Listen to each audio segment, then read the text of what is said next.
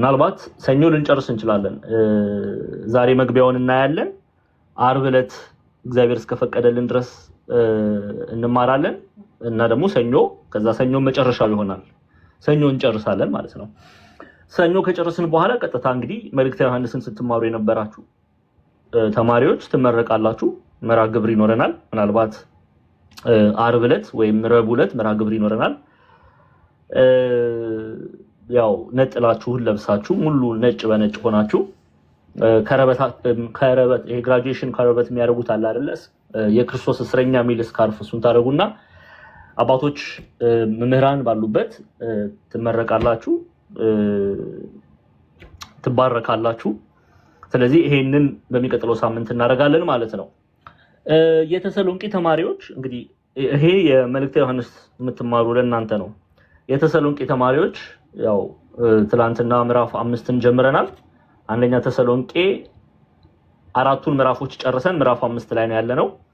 የመጨረሻው ምዕራፍ ነው ምዕራፍ 5 የመጀመሪያው የአንደኛ ተሰሎንቄን ማለት ነው። እሱን እንግዲህ በሚቀጥለው ሳምንት ሐሙስ እንጨርሳለን አንደኛ ተሰሎንቄ። ከዛ በኋላ ሁለተኛ ተሰሎንቄ ይቀጥላል። ስለዚህ ሁለተኛ ተሰሎንቄን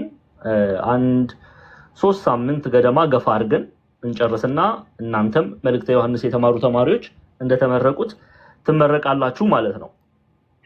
በቀጣይ ከዛ ምንድነው የምንማረው? ብዙዎቻችሁ በውስጥ መስመር በጣም ራዕይ ዮሐንስን ደግመን እንድንማር እየጠየቃችሁ ያላችሁት። ስለዚህ የዮሐንስ ራዕይን እንጀምራለን ማለት ነው። የዮሐንስ ራዕይን መማር ስንጀምር ግን ይሄ አካውንት ስታተሱ ከዶርማንት መውጣት አለበት። ኦኬ፣ ወደ ቀድሞ መመለስ አለበት። ቀድሞ 1800 700 600 ተማሪ ቁጭ ብሎ እንደሚማረው ወደ ቀድሞ መመለስ መቻል አለብን እና በመሃል ላይ ሐዋርያዊ ተልኮ ትላካላችሁ ማለት ነው። የቲክቶክ መንደርን እየዞራችሁ ሐዋርያዊ ተልኮ ትወጣላችሁ ማለት ነው። ስለዚህ ከዛ ቀጥሎ የምንማረው የዮሐንስ ራዕይ ይሆናል። የዮሐንስ ራዕይን ብቻ ግን አይደለም። የዮሐንስ ራዕይን ብቻ አይደለም። እግዚአብሔር አምላክ ቢረዳንና ቢፈቅድ ሁሉ ነገር እንዳሰብኩት ከሆነ የዮሐንስ ራዕይንና የቆሮንቶስ መጽሐፍን እናጠናለን። አንደኛ ቆሮንቶስና የዮሐንስ ራዕይን ማለት ነው። ስለዚህ እንዴት ነው የሚሆነው? ምናልባት ሰኞ፣ ረቡዕ፣ ዓርብ ዮሐንስ ራዕይን ከተማርን ማክሰኞና ሐሙስ አንደኛ ቆሮንቶስን እንማራለን ማለት ነው። ካልሆነ ግን ቆሮንቶስን ትንሽ ማቆየት ከፈለኩ ምንድነው ማድረገው? ከሰኞ እስከ ዓርብ ራዕይ ዮሐንስን እንማራለን ማለት ነው። ኦኬ፣ ከአባቶች ጋር ማከርና ከወንድሞች ጋር ማከርና አሳውቃቸዋለሁ። ማስታወቂያ ስለምለቅ ተከታተሉ። ኦኬ፣ በዛ አይነት ሂደት እንቀጥላለን ማለት ነው። ዛሬ ሶስተኛይቱ የሐዋርያው ዮሐንስ መልእክትን እንጀምራለን። በስመ አብ ወወልድ ወመንፈስ ቅዱስ አሐዱ አምላክ አሜን። የእግዚአብሔር ቤተሰቦች የእናታችን የቅድስት ድንግል ማርያም ስራት ልጆች በወደደን ስለኛም ራሱን አሳልፎ በሰጠው በጌታችን በመድኃኒታችን በኢየሱስ ክርስቶስ ፍቅር ሁላችሁንም ሰላም እያልኳችሁ እንግዲህ ሶስተኛይቱ የሐዋርያው ዮሐንስ መልእክት የመጽሐፍ ቅዱስ ጥናት ተጀመረ። ኦኬ፣ ሌላ ነገር ትታችሁ ትምህርቱን ብቻ አደራችሁ። እሺ፣ መልእክተ ዮሐንስን ስንጀምር መጀመሪያይቱ የሐዋርያው ዮሐንስ መልእክትን፣ ሁለተኛይቱ የሐዋርያው የዮሐንስ መልእክትን ተመልክተናል። ዛሬ ሶስተኛይቱ የሐዋርያው ዮሐንስ መልእክት ነው። ሶስቱም መልእክታት የተጻፉት በቅዱስ ዮሐንስ ነው። ቅዱስ ዮሐንስ የዘብዴዎስ ልጅ ወልደ ዘብዴዎስ ያዕቆብ ወንድም የሆነው ቅዱስ ዮሐንስ ነው ይሄንን መልእክትም የጻፈው። ዮሐንስ ቁጥሩ ከ12ቱ ሐዋርያት መካከል ነው። ከ12ቱ ሐዋርያት ይሄንን መልእክት የጻፈው ምክንያቱም በመጽሐፍ ቅዱስ ውስጥ በተለይ መጀመሪያይቱን የሐዋርያው ዮሐንስ መልእክት ስናጠና በስፋት አይተናል። ይሄንን መልእክት የጻፈው ቅዱስ ዮሐንስ ማን ነው የሚለውን ሐሳብ። ስለዚህ ስለተማራችሁት ጀስት ዋና ነጥቦቹን በማንሳት ነው ወደፊት የምንዘረጋው ማለት ነው። ስለዚህ መጀመሪያይቱ የሐዋርያው ዮሐንስ መልእክት፣ ሁለተኛይቱ የሐዋርያው ዮሐንስ መልእክት፣ ሶስተኛይቱ የሐዋርያው ዮሐንስ መልእክትን መጀመሪያይቱ የሐዋርያው ዮሐንስ መልእክት ቅዱስ ዮሐንስ ነው ወልደ ዘብዴዎስ። ቅዱስ ዮሐንስ ወልደ ዘብዴዎስ ኦኬ። ጌታችን መድኃኒታችን ኢየሱስ ክርስቶስ ከአባታቸው ጋር ሆነው ሳለ እንዴት ባለ አጠራር እንዴት ባለ በፍቅር አጠራር እንደጠራቸው ማቴዎስ ተርኮልናል። ዮሐንስን እንዴት ባለ የፍቅር አጠራር እንደጠራው የማቴዎስ ወንጌል ምዕራፍ 4 ላይ ነው ይሄንን የምናገኘው። ስለዚህ ማቴዎስ ወንጌልን እንመልከት። የማቴዎስ ወንጌል ምዕራፍ 4 ላይ ከቁጥር 19 ጀምራችሁ ስታነቡ ወዲያውም ከቁጥር 21 እናንተ ሙሉን አንብቡ። ከቁጥር 21 ልጀምር ነኝ። ከዚያም እልፍ ብሎ ሌሎች ሁለት ወንድማማች የዘብዴዎስን ልጆች ያዕቆብንና ወንድሙን ዮሐንስን ከአባታቸው ከዘብዴዎስ ጋር በታንኳ ማለት መርከብ ነው፣ በታንኳ መረባቸውን ሲያበጁ አየ። ማን ነው ይሄን ያየው? ኢየሱስ ክርስቶስ። በስም አጠራሩ ክብር ምስጋና ይግባው። በፍቅር እይታ አየ።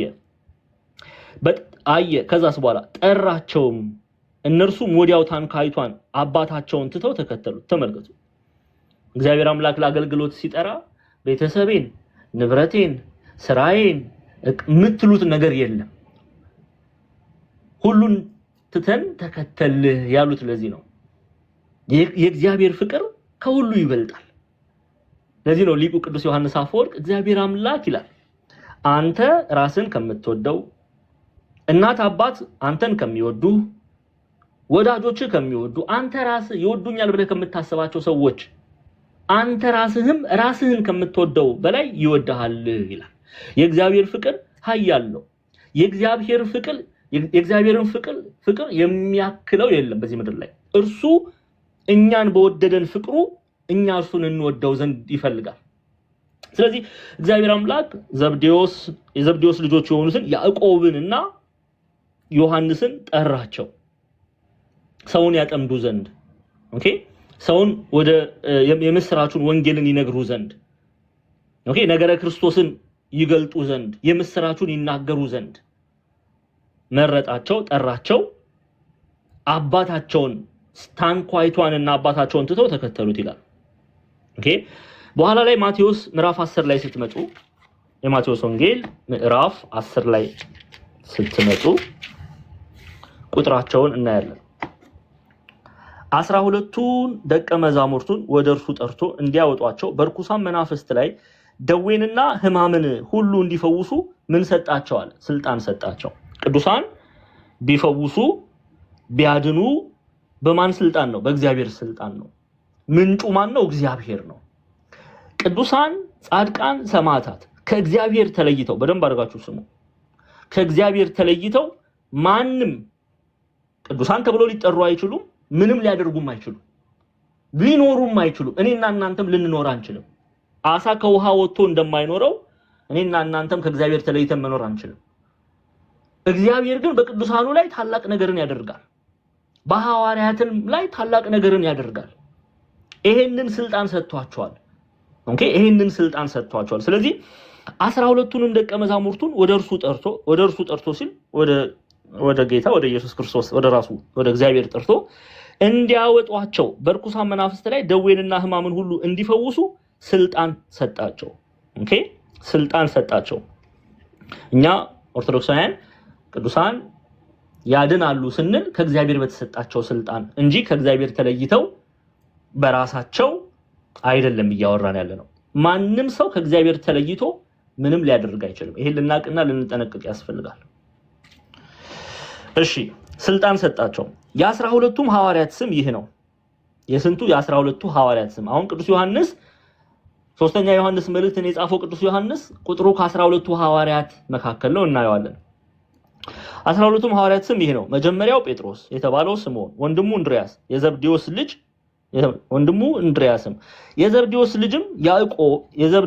ልጅም ያዕቆብም ወንድሙ ዮሐንስም። ያዕቆብና ዮሐንስ የዘብዴዎስ ልጆች ናቸው፣ ወልደ ዘብዴዎስ። ኦኬ፣ ስለዚህ ወንድሙ ዮሐንስም፣ ፊልጶስም፣ በርተሎሜዎስም፣ ቶማስም፣ ቀራጩ ማቴዎስም፣ የእልፍዮስ ልጅ ያዕቆብም፣ ታዲዮስ የተባለው ልብድዮስ፣ ቀነናዊው ስምዖን፣ ደግሞም አሳልፎ የሰጠው የአስቆሮቱ ይሁዳ። በኋላ ላይ ሐዋርያት ሥራ ምዕራፍ 1ን ስታነቡ የአስቆሮቱ ይሁዳ በኃጢአቱ ምክንያት ስለሞተ በሱ ፋንታ ማን ተተክቷል? ማቲያስ ተተክቷል። እደግመዋለሁ ማቲያስ ተተክቷል። ስለዚህ ቅዱስ ዮሐንስ ቁጥሩ ከ12ቱ ሐዋርያት መካከል ነው። ያዕቆብ ወንድሙ ነው። ያዕቆብን እንደምታውቁት በተለይ ሐዋርያት ሥራ የክርስቶስ እስረኛ ተማሪዎች ሐዋርያት ሥራን ስንማር ያዕቆብ ቀዳሚ ሰማዕት ነው። በደንብ ስሙ። አሁንም ደግማችሁ ስሙ። ያዕቆብ ቀዳሚ ሰማዕት ነው። ከምን? ከሐዋርያት ዘንድ ከ12ቱ ሐዋርያት። ቅዱስ እስጢፋኖስ ሐዋርያ አይደለም። ቁጥሩ ከሐዋርያት ዘንድ አይደለም። ቅዱስ እስጢፋኖስ የሚመደበው ከሰባቱ ዲያቆናት መካከል ነው። ይሄንን ሐዋርያት ሥራ ምዕራፍ 6 ላይ እናያለን። ተመልከቱ።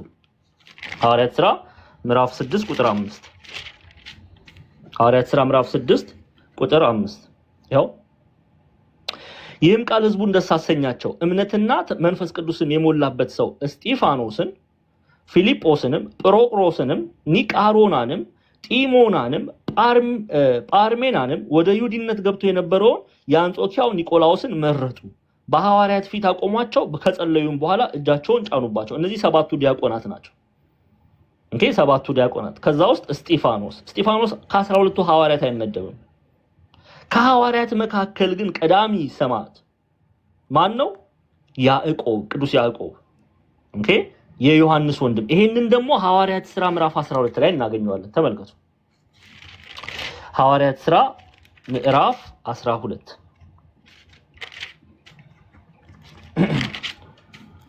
ሐዋርያት ሥራ ምዕራፍ 12 ላይ ከቁጥር 1 ጀምራችሁ ስትመለከቱ በዚያም ዘመን ንጉሥ ሄሮድስ መከራ ያጸናባቸው ዘንድ ከቤተ ክርስቲያኑ በአንዳንዶች ላይ እጁን ጫነባቸው። እጅ መጫን መከራ ማጽናት ነው። የዮሐንስንም ወንድም ያዕቆብን በምን? በሰይፍ ገደለው። አያችሁ፣ በሰይፍ ገደለው። ማንን? ያዕቆብን። የማንን ወንድም? የሐዋርያው የቅዱስ ዮሐንስ ወንድም። ያዕቆብም ወንድሙም ዮሐንስም ቁጥራቸው ከ12ቱ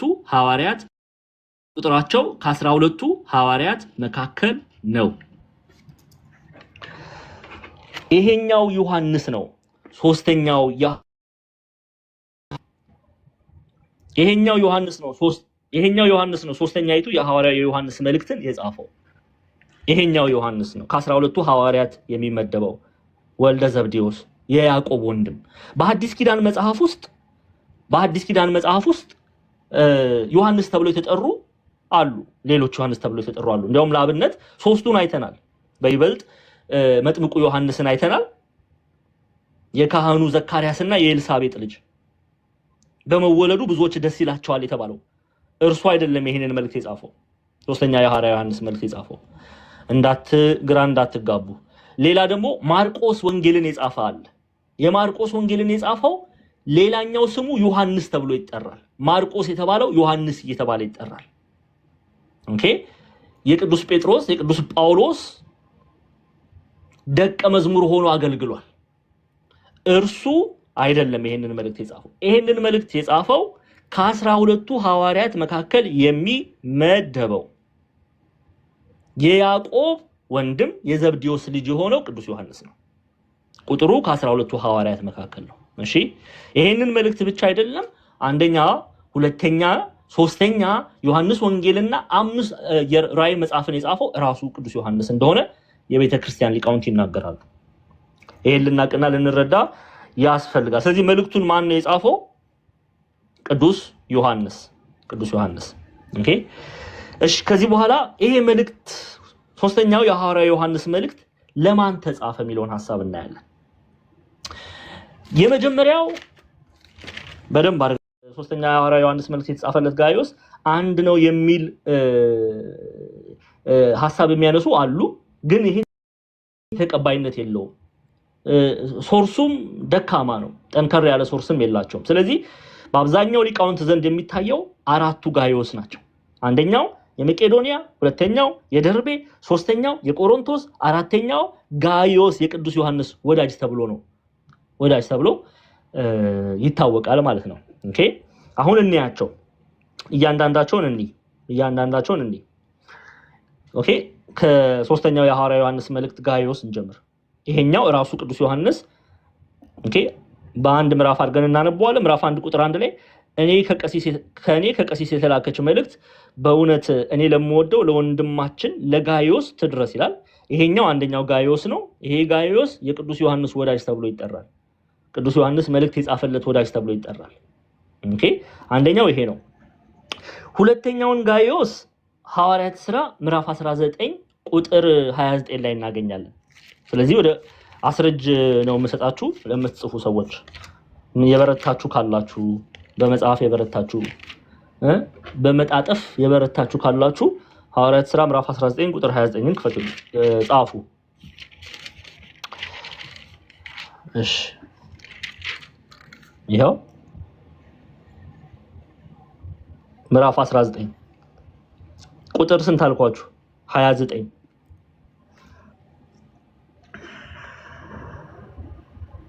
ይቅርታ 1929 ይሄው 1929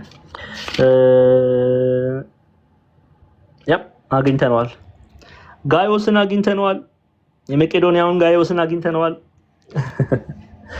እሺ አስረጅ እየጻፋችሁ ነው ጎበዝ። ስብከት እኮ አይደለም መጽሐፍ ቅዱስ ጥናት ነው። እየጻፋችሁ ነው ወይ? ምልክት አድርጉልኝ። አዎ በሉኝ።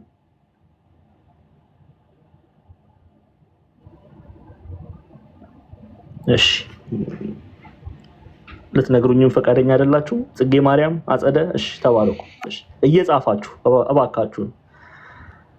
እሺ የት ላይ አልኳችሁ? የመቄዶንያውን ጋይዮስ የምናገኘው ሐዋርያት ሥራ ምዕራፍ 19 ቁጥር 29 እሺ እናንብበው። እኔ ከ28 ጀምሬ ያነበዋለሁ። ይህንን በሰሙ ጊዜ ቁጣ ሞላባቸው። የኤፌሶን አርጤምስ ታላቅ ናት እያሉም ጮሁ። ከተማዋም በሙሉ ተደባለቀ። የመቄዶንያውም ሰዎች አያችሁ፣ የማን የመቄዶንያ ሰዎች የጳውሎስን ጓደኞች ጋይዮስና አርስጥሮኮስን ከነርሱ ጋር ነጥቀው በአንድ ልብ ሆነው ወደ ጨዋታ ስፍራ አወጡ። ኦኬ፣ አሁን ይሄ ታሪክ የሆነው ኤፌሶን ነው። ሐዋርያት ሥራ ምዕራፍ 19 ላይ ኤፌሶን ሙሉ ከተማዋ ተደባልቃ ነበር። ለምንድን ነው የተደባለቀችው? ቅዱስ ጳውሎስ በኤፌሶን ገብቶ አርጤምስ የምትባል ጣዖት አለች። መቼም አይታችኋታል። ደጋግመን ዛሬ አናያትም። አለ ምስሏ ይታያል። አርጤምስ የምትባለዋን ጣዖት ቅዱስ ጳውሎስ እንዲያው ለምን አላሳያችሁም? እያየን አይደል እንዴ? ላሳያችሁ፣ አርጤምስን ላሳያችሁ ማንን ሐዋርያው ጳውሎስ እንደተቃወመ። አርቲሜስ ኦፍ ኤፌሰስ ትባላለች፣ እናያታለን። እሺ ጣዖት ናት። ኦኬ ጣዖት ናት። ያመጣዋት ነው፣ እናያታለን። ሐዋርያው ቅዱስ ጳውሎስ የተቃወማት ጣዖት ፒን ኢሜጅ።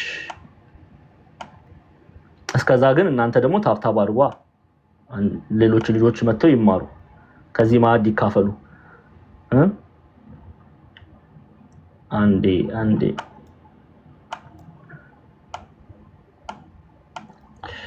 ቆንጆ ምስል በደንብ እሷን ልታዩ አንዴ ቤተ ጣዖቷንም እያመጣሁት ነው። በደንብ ታያታላችሁ።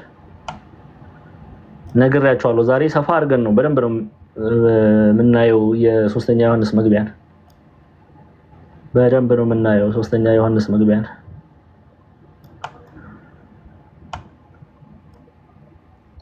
ኦኬ ስቴዲየሙንም ላምጣላችሁ።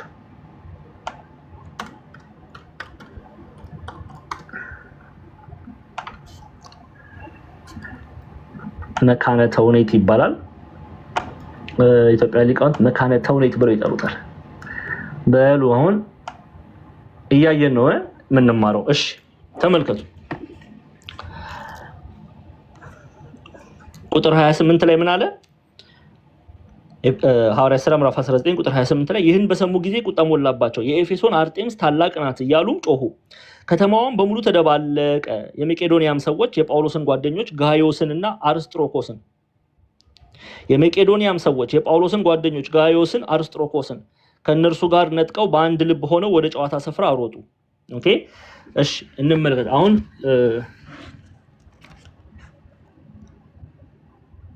አንዴ።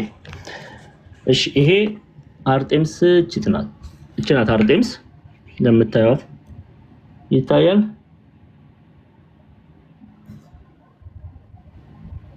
ይታያችኋል አይደለ?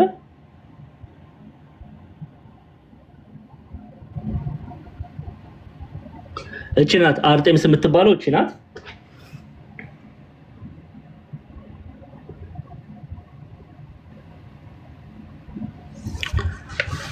አርጤምስ የምትባለው እቺ ናት። ይሄ በዘመኑ በኤፌሶን የነበረው ቤተ ጣዖቷ ነው። በኤፌሶን የነበረው ቤተ ጣዖቷ ነው። ኦኬ በኤፌሶን የነበረው ቤተ ጣዖቷ ነው። በኤፌሶን የነበረው ቤተ ጣዖቷ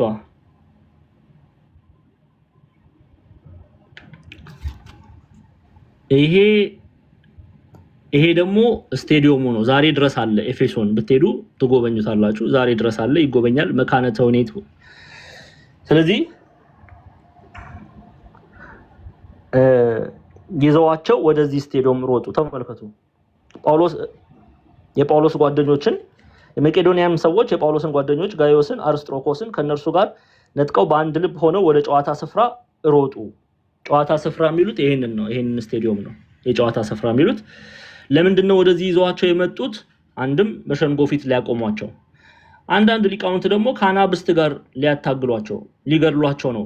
ሊሾሟቸው አይደለም፣ ሊገድሏቸው ነው ወደዚህ ይዘዋቸው የመጡት። እሺ ሊገድሏቸው ነው ወደዚህ ይዘዋቸው የመጡት። ስለዚህ ኤኒዌይስ ሐዋርያት ሥራ ታሪኩን ምዕራፍ 19 ላይ ታገኙታላችሁ። ምዕራፍ 19 ላይ ታገኙታላችሁ። ሐዋርያት ሥራ ምዕራፍ 19 ላይ። እሺ ሌላኛው ጋይዮስ፣ ሁለተኛው ጋይዮስ ይሄ ነው። ሌላኛውን ጋይዮስ ደግሞ የሐዋርያት ሥራ ምዕራፍ 20 ቁጥር 4 ትከፍቱልኛላችሁ። 20 ቁጥር 4 እሺ ምን እንደሚል ስሙ። የሸኙትም የቤሪያው ሱሲጳጥሮስ ከተሰሎንቄ ሰዎችም አርስጥሮኮስ እና ሲኮንዶስ የደርቤኑም ጋይዮስና ጢሞቴዎስ። አያችሁ፣ የደርቤኑም ጋይዮስ፣ ይሄኛው ደግሞ የደርቤው ጋይዮስ።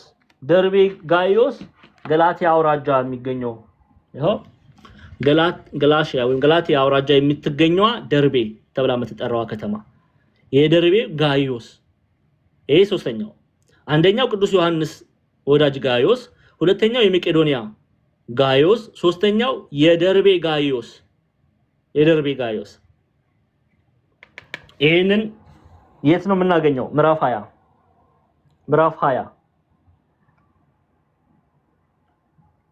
20 እየጻፋችሁ ነው?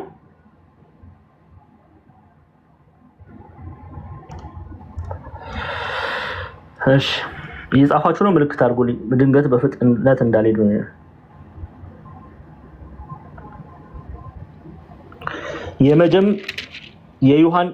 የዮሐንስ ወዳጅ ጋይዮስ፣ የመቄዶንያ ጋይዮስ፣ አሁን ደግሞ ሶስተኛ የደርቤ ጋይዮስ። ደርቤ የት ናት? ገላትያ አውራጃ የምትገኝ ከተማ ናት ደርቤ። ሐዋርያት ሥራ ምዕራፍ 14 ላይ እንመለከታለን። ሐዋርያው ቅዱስ ጳውሎስ ወደዚች ከተማ ገብቷል። እንመልከት። ሐዋርያት ሥራ ምዕራፍ 14 ላይ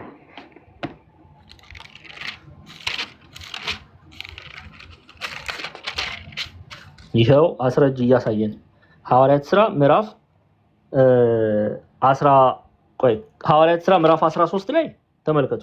መንፈስ ቅዱስ ምን እንደሚለው ስሙ።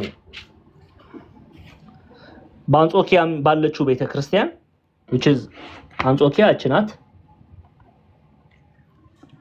አንጾኪያ ባለችው ቤተክርስቲያን በአንጾኪያ ተተከለች።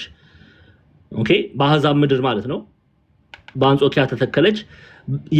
የአንጾኪያን ቤተክርስቲያን የተከሉት እነማን እንደሆኑ ነው ሐዋርያት ሥራ ምዕራፍ 13 የሚነግረን። ተመልከቱ። በአንጾኪያ ባለችው ቤተክርስቲያን ነቢያትና መምህራን ነበሩ። እነርሱም በርናባስ የሐዋርያው ቅዱስ ጳውሎስ አብሮት ሐዋርያዊ ጉዞ አንደኛ ሐዋርያዊ ጉዞ አብረው ወጥቷል። እሺ እነርሱም በርናባስ፣ ኔጌር የተባለው ስምዖን ማለት ቆዳው የጠቆረ ስምዖን ማለት ነው። በቆዳው ለመለየት ነው። ኔጌር የተባለው ስምዖን የቄሬናው ሉኪዮስም የአራተኛው ክፍለ ገዢ የሄሮድስም ባለሟል ምናሄ ሳኦልም ነበሩ። ሳኦል ጳውሎስ እነዚህ የአንጾኪያን ቤተክርስቲያን የመሰረቱ መምህራን ነቢያት ናቸው። ኦኬ አሁን እነሱ ምን አደረጉ? ምዕራፍ 13 ቁጥር 2 ላይ እነዚህም ጌታን ሲያመልኩና ሲጦሙ መንፈስ ቅዱስ በርናባስንና ሳኦልን ለጠራኋቸው ስራ ለዩልኝ አለ። አያችሁ፣ ለጠራኋቸው ስራ ለዩ። ማን ነው? መንፈስ ቅዱስ። መንፈስ ቅዱስ የቤተክርስቲያን መሪ ነው። ለጠራኋቸው ስራ ለዩልኝ አለ። እነማንን? በርናባስንና ጳውሎስን። ሳኦል በኋላ ላይ በጳፋ ጳውሎስ በርሲያን የተባለውን ጳውሎስ ከገሰጸው በኋላ በርሲያን የተባለውን ጳውሎስ አይኑን ካበራለት በኋላ ማለትም መንፈሳዊ አይኑን ካበራለት በኋላ ሕያውና እውነተኛ ወደ ሆነ ወደ ኢየሱስ ክርስቶስ ካቀረበው በኋላ ሐዋርያው ቅዱስ ጳውሎስ ተብሏል። ጳውሎስ የተባለው ግን የት ነው? በጳፋ ነው። ኦኬ ጳፋ ይሄው በዚች ጳፋ ተብላ በምትጠራ ቦታ ነው። ኦኬ ሐዋርያው ቅዱስ ጳውሎስ የተባለው ሐዋርያ ሥራ ስታጠኑ በደንብ ተምራችኋል። ግን እዚህ ሳኦል ተብሎ ነው የሚጠራው። ኦኬ ስለዚህ ሳኦል ያሉት ጳውሎስን ነው። መንፈስ ቅዱስ በርናባስንና ሳኦልን ለጠራኋቸው ስራ ለዩልኝ አለ። ሐዋርያት ለአገልግሎት ሲጠሩ ምንድነው የሚያደርጉት? አሁን ሐዋርያት ጾም ላይ አይደለን ያለ ነው? የሐዋርያት ጾም ላይ አይደለን ያለ ነው? ምን ያደርጋሉ ሐዋርያት? ከማገልግላቸው በፊት ወደ አገልግሎት ከመውጣታቸው በፊት ይጦማሉ፣ ይጸልያሉ።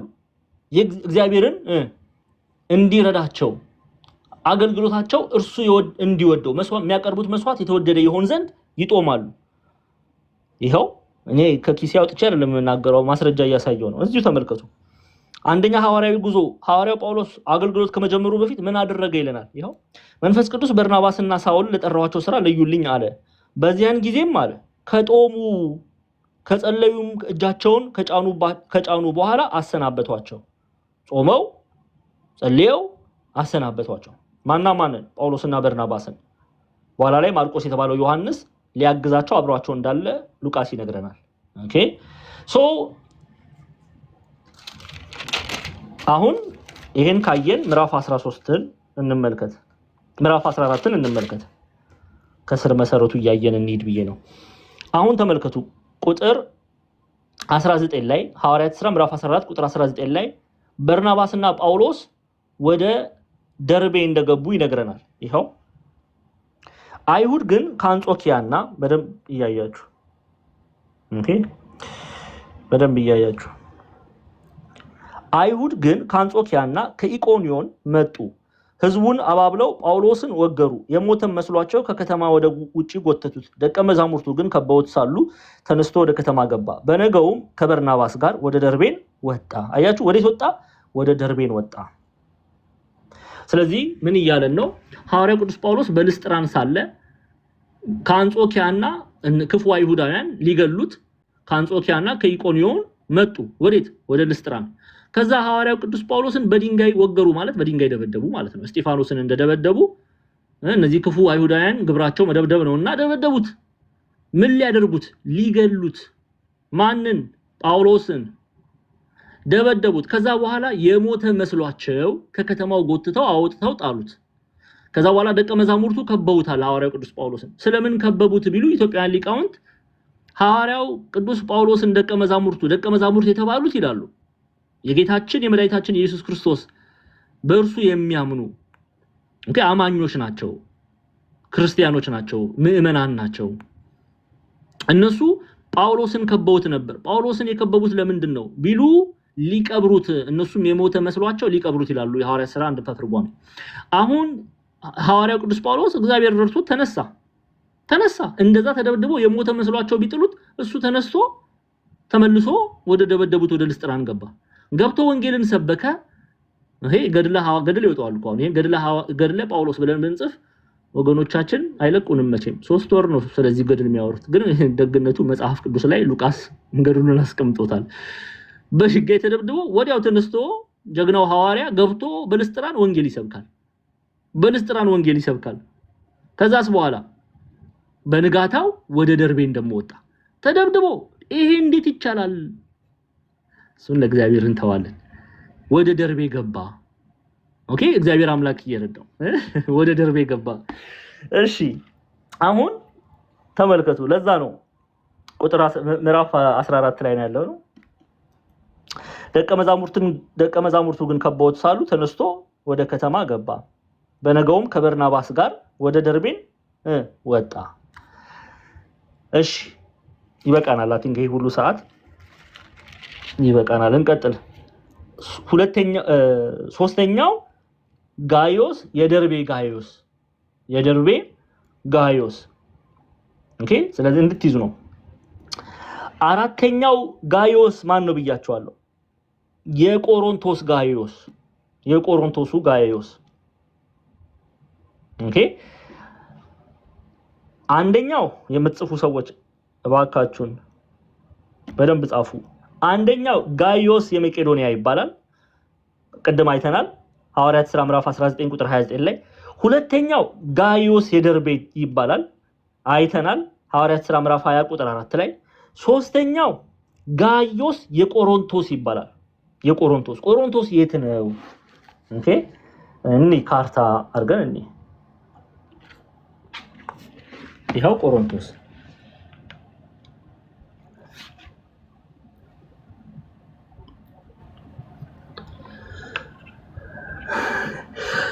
ስለ ኢየሱስ አስተምር ይላሉ። አቤት እግዚአብሔር ሆይ የሚናገሩትን የሚጽፉትን አያውቁምና ቲክቶክ ላይ ያሉትን አንዳንድ ሰዎች ልቦና ስጥ። እውነት ስለ ክርስቶስ አስተምር ይላሉ እና እኔ ስለማን እያስተማርኩ ነው ያለሁት? ጉድ እኮ ነው። በቃ አቤት ንጽጽር ግራ ጋብቷቸዋል አይደል? እስቲ እንዲህ የምትል ሰው ቁጭ ብለህ ተማር እስቲ። ወይ ጉዴ። እሺ ይሁን ምንም አይደለም። እወድሃለሁ። ጋዮስ ቆሮንቶስ ደቡባዊ ግሪክ ናት። ወይ ጉድ። እኛ ኦርቶዶክሳውያን ወንጌል ማናስተምር ይመስላችኋል አይደል? እንዲያው ይሁንሽ። ደቡባዊ ግሪክ ውስጥ የምትገኝ የደቡባዊ ግሪኩ አውራጃው ምን ተብሎ ይጠራል? አካያይ ተብሎ ይጠራል። የደቡባዊ ግሪክ አውራጃ አካያይ ተብሎ ይጠራል። ኦኬ በአካያይ አውራጃ ላይ ነው ቆሮንቶስ የምትገኘው። ኦኬ ቆሮንቶስ የምትገኘው ስለዚህ ጋዮስ ቆሮንቶስ እየተባለ ይጠራል። አሁን መጽሐፍ አስረጅ ልስጣችሁ። መጽሐፍ ቅዱስ አስረጃ ሮሜ ምዕራፍ 16 ቁጥር 23 ኦኬ ሮሜ 16 23 እንመልከት።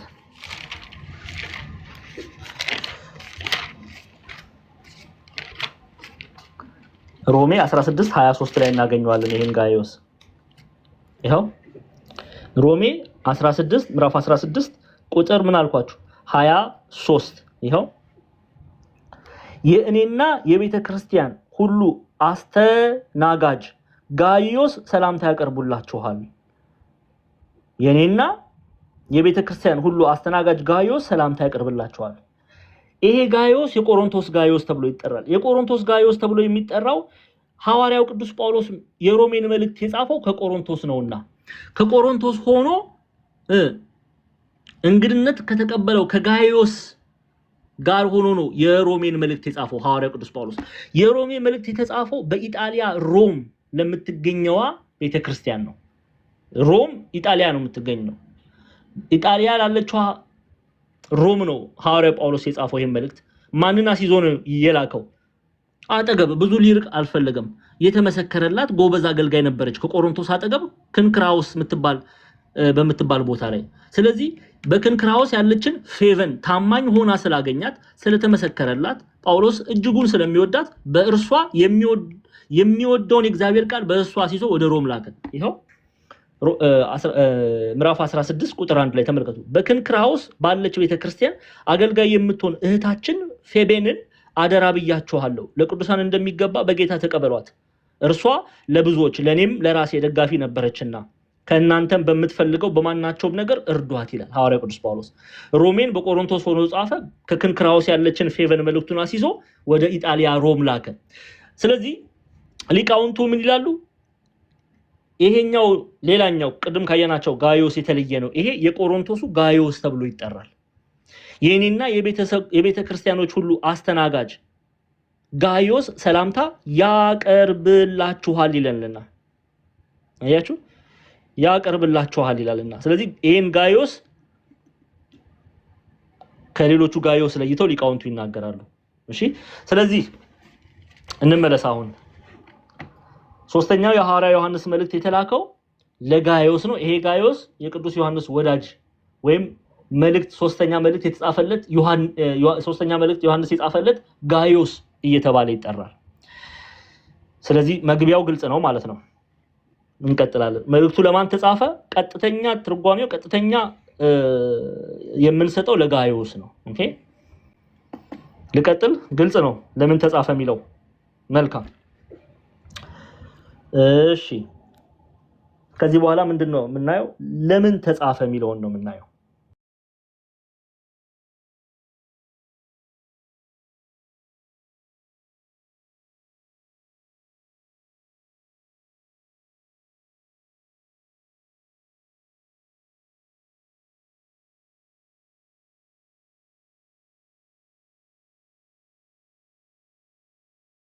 እሺ መልካም ለምን ተጻፈ ኢትዮጵያን ሊቃውንት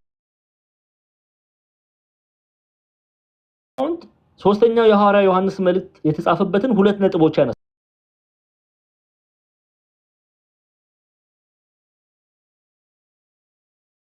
ሁለት ምክንያት ተጽህፈት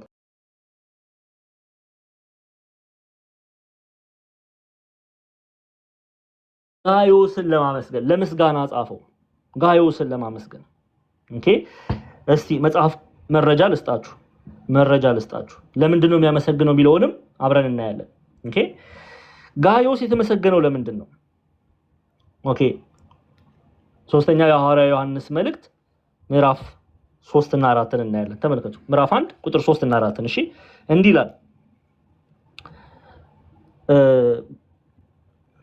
ከቁጥር 1 ጀምሬ ላንብቦ 1 2 3 4 እንዲ እዚህ ላይ በደንብ ግልጽ ያደርጋል እኔ ቀሲስ ወይም እኔ ሽማግሌው ከኔ ከቀሲስ ከሽማግሌው የተላከች መልእክት በእውነት እኔ ለምወደው ለወንድማችን ለጋዮስ ድረስ ወዳጅ ሆይ ነፍስህ እንደሚከናወን በነገር ሁሉ እንዲከናወንልህ ጤና እንዲኖርህ እጸልያለሁ ወንድሞች መጥተው አንተ በእውነት እንደምትሄድ አያቸው ቁጥር 3 ላይ እንዳልኩት ማለት ነው ለምን ተጻፈ የሚለውን ቁጥር 3 ላይ ነው የምናገኘው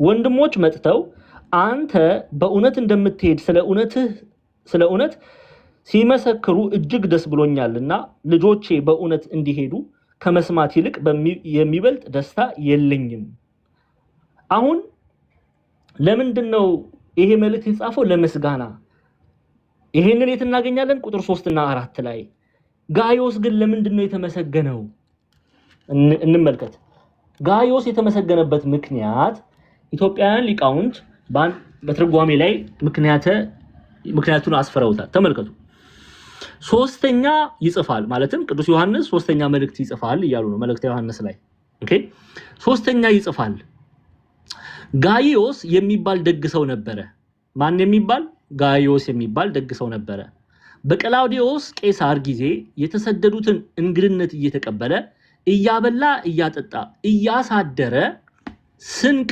እየሰጠ እየሸኘ ይሰዳቸዋል ከማን አደራችሁ ከጋዮስ ማን አበላችሁ ጋዮስ ማን አጠጣችሁ ጋዮስ እያሉ እያመሰገኑ ነግረውታል ለማን የነገሩት ለቅዱስ ዮሐንስ ይሄ ታሪክ መቼ ነው የሆነው ኦኬ በደንብ ስሙ ይሄ ታሪክ መቼ ነው የሆነው ቀላውዲዮስ ቄሳር በ49 ዓመተ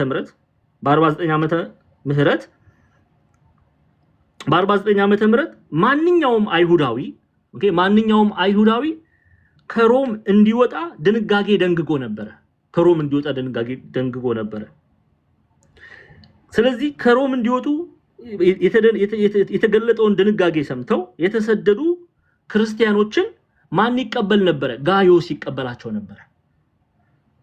ይቀበላቸው ነበር ቀላውዲዮስ ቄሳር በ49 ዓመተ ምህረት ያሳደዳቸውን በስደት የሄዱትን ክርስቲያኖች ማን ይቀበላቸዋል ጋዮስ ታዲያ ተቀብሎ ምንድነው የሚያደርገው እንግዳ ተቀባይ ነው ጋዮስ እነሱን ተቀብሎ ያበላል ያጠጣል ስንቃስ ይዞ ይልካቸዋል አሁን እነሱ ቅዱስ ዮሐንስን ሲያገኙት ይነግሩታል ለቅዱስ ዮሐንስ ጋዮስ አበላን፣ ጋዮስ አጠጣን፣ ጋዮስ አሳደረን፣ ጋዮስ አሳረፈን ይሉታል። ለዚህ ነው ሊቃውንቱ ሶስተኛ ይጽፋል ጋዮስ የሚባል ደግ ሰው ነበረ በቀላውዲዮስ ቄሳር ጊዜ የተሰደዱትን እንግድነት እየተቀበለ ያበላ እያጠጣ እያሳደረ ስንቅ እየሰጠ እየሸኘ ይሰዳቸዋል። ከማን አደራችሁ ቢላቸው ቅዱስ ዮሐንስ ይላሉ ከጋዮስ። ማን አበላችሁ ቢላቸው ጋዮስ። ማን አጠጣችሁ ቢላቸው ቅዱስ ዮሐንስ።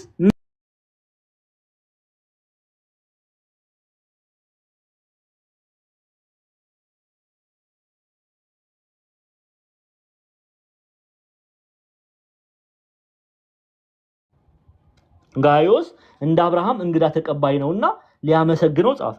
ኦኬ ሁለተኛ ምክንያቱን ከማየታችን በፊት ሶስተኛ የሐዋርያው ዮሐንስ መልእክት ከፊሊሞና መልእክት ጋር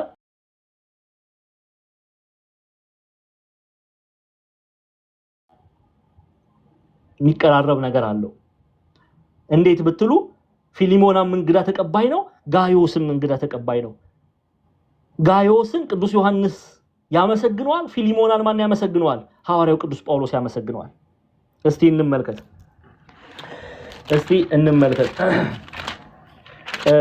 ፊሊሞናን ትከፍቱልኛላችሁ።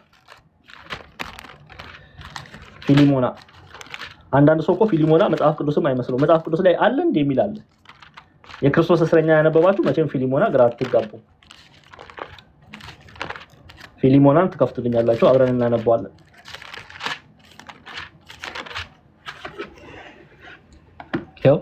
የሐዋርያው የጳውሎስ መልእክት ወደ ፊሊሞና የሐዋርያው የጳውሎስ መልእክት ወደ ፊሊሞና ተመልከቱ። ቁጥር 4 እና 5 ላይ ሐዋርያው ቅዱስ ጳውሎስ ፊሊሞናን ያመሰግነዋል። ተምረናል፣ መጽሐፍም ጽፌበታለሁ፣ ያነበባችሁ ግልጽ ነው። ይሄን ምንም ግራ አትጋቡም። ግን ቁጥር 4 እና 5 ላይ ተመልከቱ። በጌታ በኢየሱስ ዘንድ በቅዱሳንም ሁሉ ዘንድ ስላለ ስለ ፍቅርህና ስለ እምነት ሰምቼ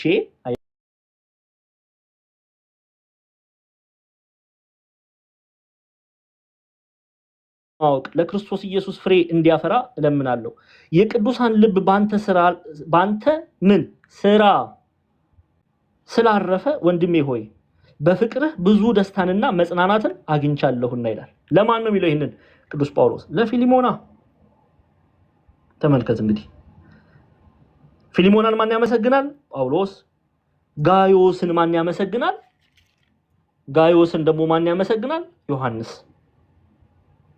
መመስገን ያለበት ሰው ይመሰገናል። ቤተክርስቲያን ለዚህ ነው ቅዱሳን የምታመሰግን፣ በጎ ያደረጉትን የምታመሰግን፣ በመልእክቷ ታመሰግናለች። ይገባልና ሐዋርያዊት ናትና። አፖስቶሊክ ሰክሰሽን እኮ የምንለው በወሬ አይደለም። ሐዋርያትን መምሰል በወሬ አይደለም። የሐዋርያት ቤተክርስቲያን ማለት በወሬ አይደለም፣ መስሎ መገኘት ነው። ቤተክርስቲያን ለዚህ ነው ቅዱሳንን የምታመሰግነው።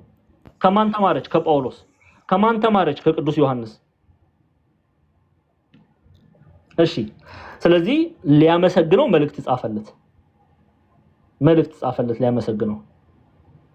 ቤተክርስቲያንም ቅዱሳንን ለማመስገን ገድላቸውን ትጽፋለች። እግዚአብሔር በእነሱ ላይ ያደረገውን ድንቅ ነገር ትጽፋለች። ይሄ በቀደመችው የሐዋርያት ቤተክርስቲያን ያለ ግብር ነው። አዲስ ነገር አይደለም።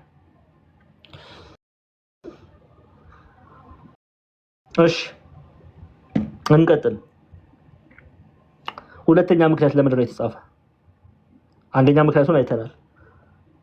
ሁለተኛ ምክንያት ቅዱስ ዮሐንስ የጻፈለት ይሄንን መልእክት ሲጽፍ ቅዱስ ዮሐንስ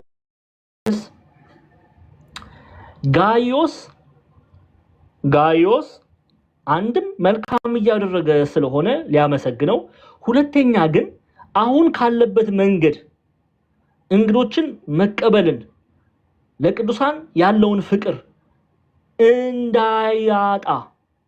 እንዳያጣ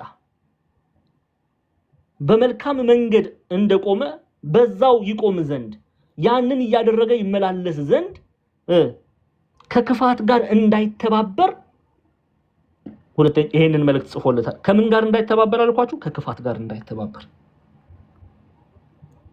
መጀመር አይደለም መጨረስ ያስፈልጋል አይደል እንዴ? ጋዮስ እኮ መልካም ጀግና ነበር። ጀግና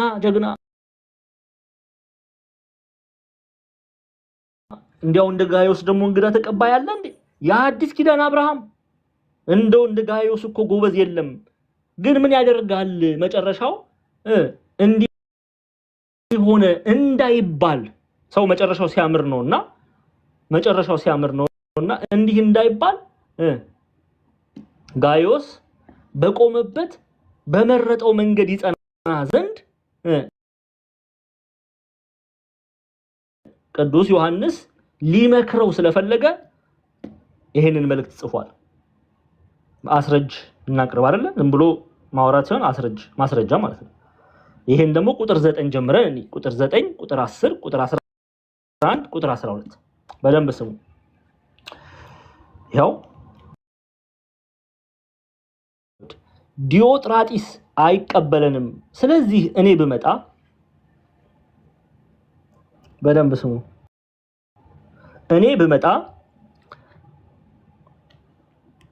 ስለዚህ እኔ ብመጣ አብራራላችኋለሁ። እሺ ግራ ከተጋባችሁ ስለማብራራ ግልጽ ይሆንላችኋል።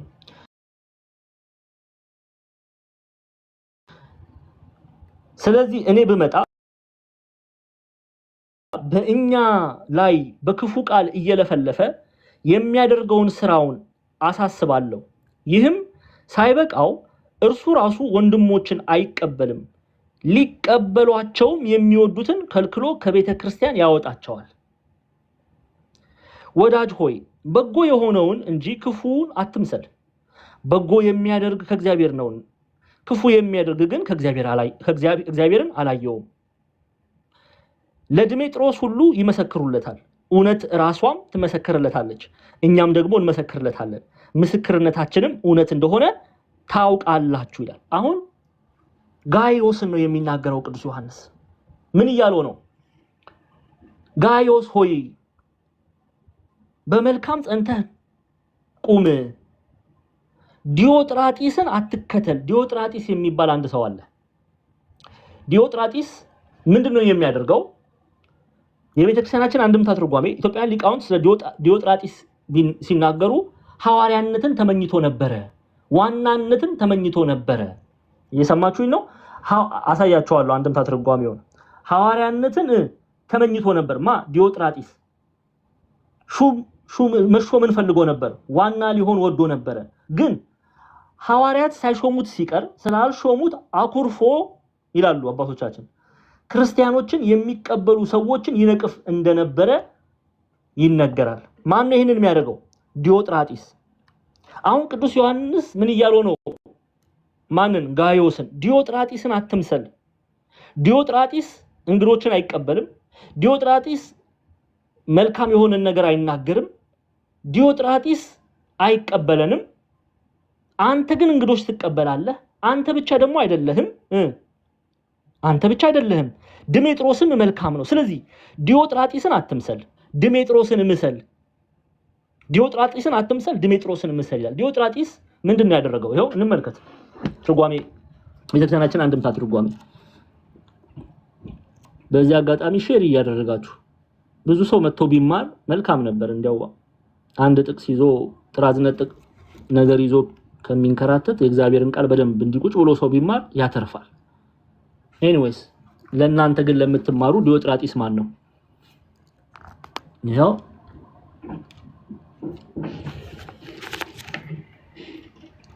ነገር ግን በምዕመናን ላይ ሊሾም የሚወድ ዲዮጥራጢስ ይሉታል። ዲዮጥራጢስን ነው።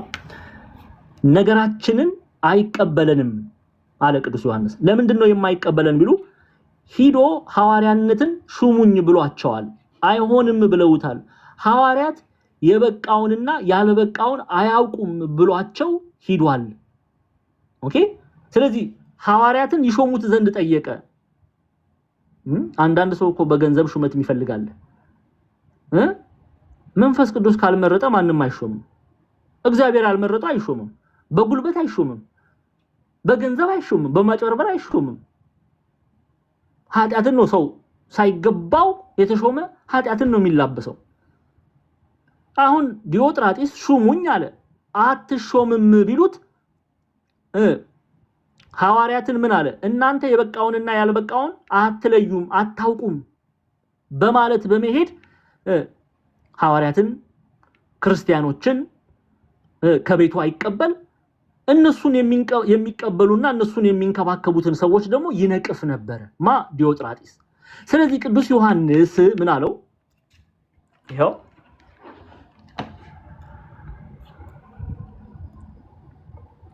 ወደ ቤተ ክርስቲያን ጻፉ፣ ዳሩ ግን ዋናቸው ሊሆን የሚወድ አየ ዋናቸው ሊሆን የሚወድ ዲዮጥራጢስ አይቀበለንም፣ ክርስቲያኖችን አይቀበልም። ስለዚህ እኔ ብመጣ በእኛ ላይ በክፉ ቃል እየለፈለፈ የሚያደርገውን ስራውን አሳስባለሁ። ኦኬ መቀበል ብቻ አይደለም፣ ቤቱን መክፈት ብቻ አይደለም፣ ክርስቲያኖችን የጌታን ደቀ መዛሙርት የሚሳደብ ሰው ነው። ለምን? ሹመት ስላላገኘ። ያጣ ለማኝ ተሳድቦ ይሄዳል እንደሚሉት ማለት ነው ኢትዮጵያውያን። በክፉ ቃል እየለፈለፈ የሚያደርገውን ስራውን አሳስባለሁ። ይህም ሳይበቃው እርሱ ራሱ ወንድሞችን አይቀበልም፣ ሊቀበሏቸውም የሚወዱትን ከልክሎ ከቤተ ክርስቲያን ያወጣቸዋል እያለ ቅዱስ ዮሐንስ ጋዮስን ስለማን ይነግረዋል? ስለ ዲዮጥራጢስ ይነግረዋል። ማንን አትምሰል እያለው ነው? ዲዮጥራጢስን አትምሰል። ዲዮጥራጢስ መጨረሻው ሞት ነው።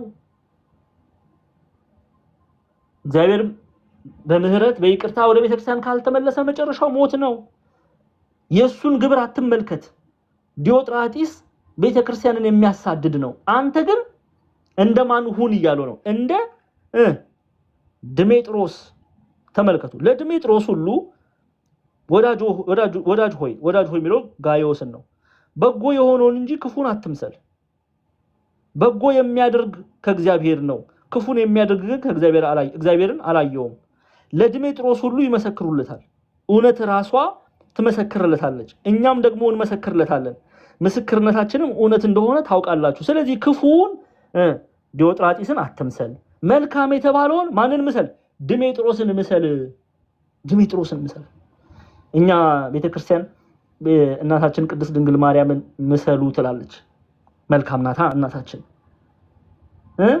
ቅዱሳን መላእክትን ምሰሉ ትላለች ቤተክርስቲያን። መልካም ናታ። ሐዋርያትን ምሰሉ ትላለች። መልካም ናታ። ቅዱስ ቀሌምንጦስ ደሮም የቅዱስ ጴጥሮስ የሐዋርያው ቅዱስ ጴጥሮስ ደቀ መዝሙር እንደሆነ ይነገራል። ምንድነው የሚለው? ቅዱሳንን ተከተሉ፣ ቅዱሳንን የሚከተል ቅዱስ ይሆናል። ቅዱስ ዮሐንስ ነው እንግዲህ ተመልከቱ። ድሜጥሮስን ተመልከት እያለ ያለው ድሜጥሮስ ከመልካም ጎዳና ነውና። አያችሁ፣ እኛም ቅዱሳንን እንመስል ዘንድ ነው ቤተክርስቲያን የምትመክረው። ለምን? ቅዱሳን ማንን መስለዋልና? ክርስቶስን መስለዋል። ለዚህ ነው እኮ አንደኛ ቆሮንቶስ ምዕራፍ 11 ላይ ተመልከቱ። ሐዋርያው ቅዱስ ጳውሎስ አንደኛ ቆሮንቶስ ይሄው መጀመሪያይቱ የሐዋርያው ጳውሎስ መልእክት ወደ ቆሮንቶስ ሰዎች ምዕራፍ 11 ቁጥር 1 ላይ ተመልከቱ። እኔ ክርስቶስን እንደምመስል እኔን ምሰሉ ይላል። አያችሁ፣ ጳውሎስን መምሰል ክርስቶስን መምሰል ነው። አሁን ቅዱስ ዮሐንስም ጋዮስን ማንን መሰል ይለዋል? ድሜጥሮስን። ስለዚህ ሁለተኛዋ ምክንያት ይሄ መልእክት የተጻፈበት ሁለተኛው ምክንያት ዲዮጥራጢስ እንዳይመስል ድሜጥሮስን እንዲመስል፣ በክፉ የተመሰለ ዲዮጥራጢስን እንዳይመስል፣ በመልካም የተመሰለ ድሜጥሮስን በመምሰል እንዲቀጥል፣ ክፉ እንዳይሆን መልካም ይሆን ዘንድ፣ በክፉ እንዳይቆም በመልካም መንገድ ይመላለስ ዘንድ ቅዱስ ዮሐንስ ይሄንን መልእክት ጽፏል። እሺ፣ ምክንያተ ጽሑፍ አየን። እንግዲህ እንቀጥል። መቼ ተጻፈ የሚለውን ሐሳብ እንዴ። ኦኬ፣ ይሄ መልእክት መቼ ነው የተጻፈው?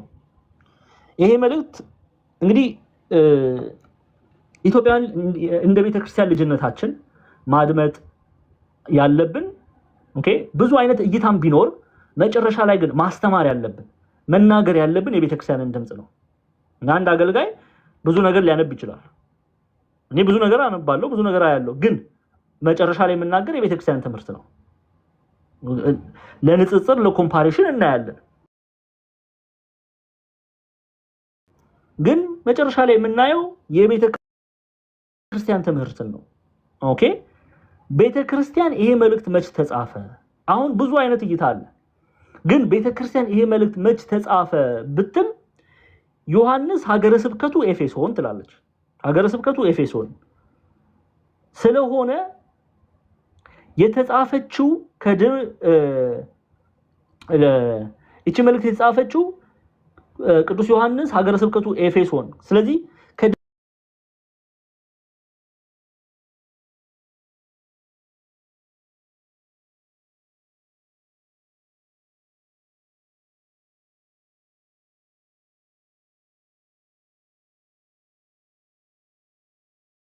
ቅዱስ ዮሐንስ የትም ቦታ አልጻፈም በዚህ ጽፍኩት ብሎ ግን በጣም ለማወቅ አስቸጋሪ ነው።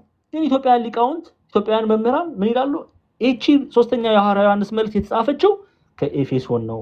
ጸሐፊው ዮሐንስ ነው። ለምን ከኤፌሶን አለ? ሀገረ ስብከቱ ኤፌሶን ስለሆነ። የተጻፈችው ከድምጥያኖስ ስደት በፊት ስለሆነ ከ95 ዓመተ ምህረት በ95 ዓመተ ምህረት በፊት ብለው ይናገራሉ። ሌሎች ሊቃውንት አሉ። በአብዛኛው በተለይ በቴዎሎጂ ተማሪዎች 90 እስከ 95 ዓመተ ምህረት ሚለውን ነው የሚይዙት። ከ90 እስከ 95 ዓመተ ምህረት እና 95 ዓመተ ምህረት ብለን እንያዘው። ኦኬ 95 ከድምጥያኖስ ስደት በፊት የተጻፈችው ከድምጥያኖስ ስደት በፊት ስለሆነ የመጽሐፍ ቅዱስ ምሁራን ይላሉ ኢትዮጵያን ሊቃውንት ከ95 ዓመተ ምህረት በፊት በኤፌሶን ተጽፋለች በሚለው ይስማማሉ። ይሄንን የቤተክርስቲያን መምህራን አስፍረውታል። ኦኬ እሺ እንቀጥል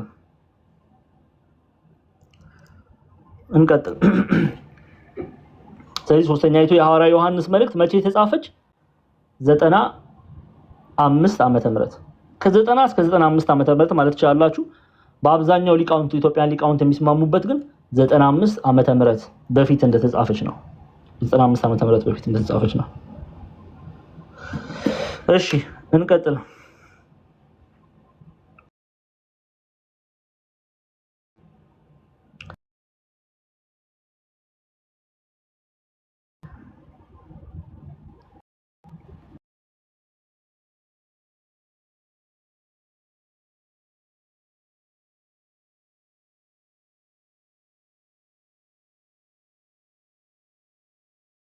ኦኬ በነገራችን ላይ አንደኛ ዮሐንስ መልእክትን የጻፈው በኤፌሶን ነው።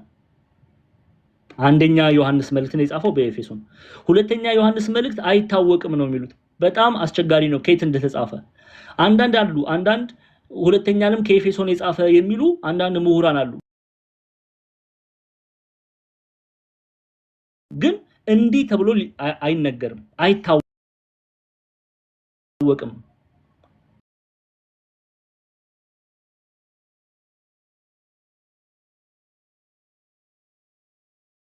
አስቸጋሪ ነው በጣም የተለያየ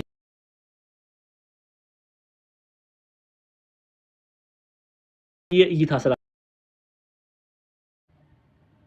የተጻፈው መቼ ነው? 95 ዓመተ ምህረት ከ95 ዓመተ ምህረት ማለትም ከድምጥያኖስ ስደት በፊት ማለት ነው።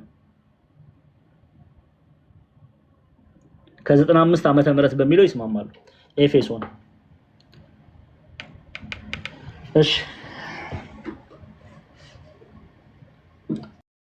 እንቀጥል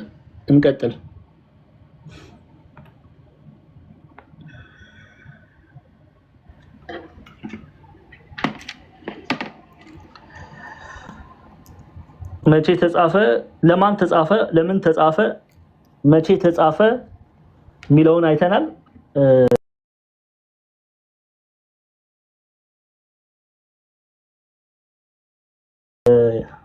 ሁለት ይቀረናል።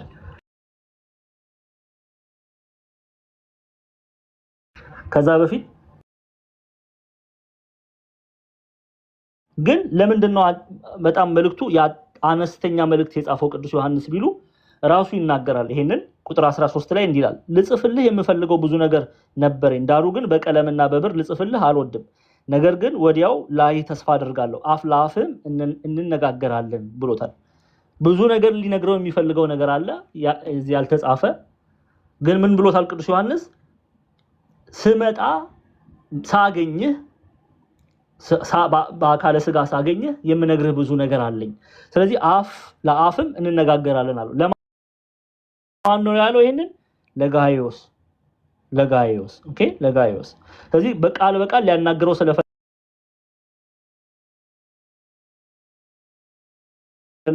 አጭር መልእክት ጽፎል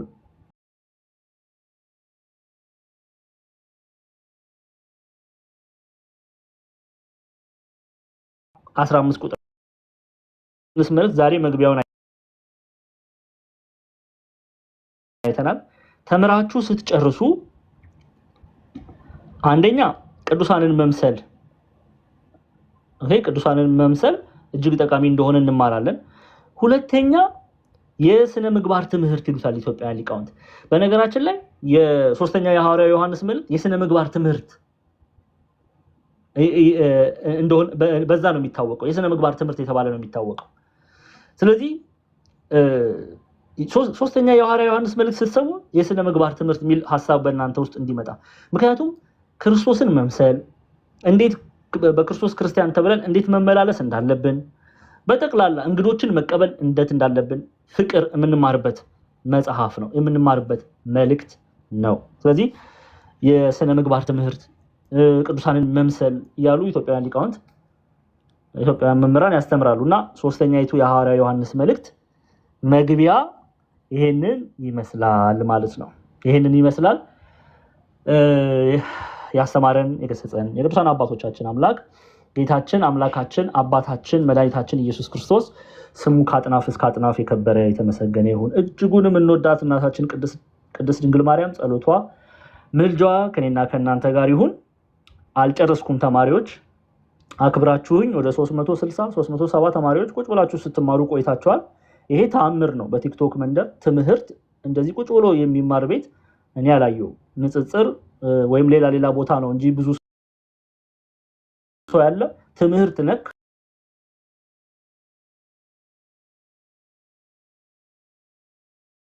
እንደዚህ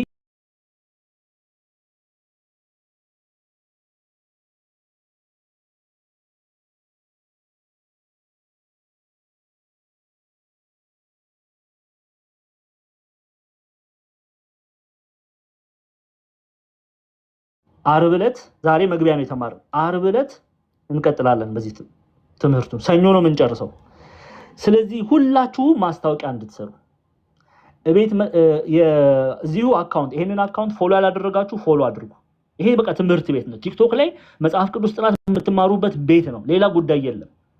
መጽሐፍ ቅዱስ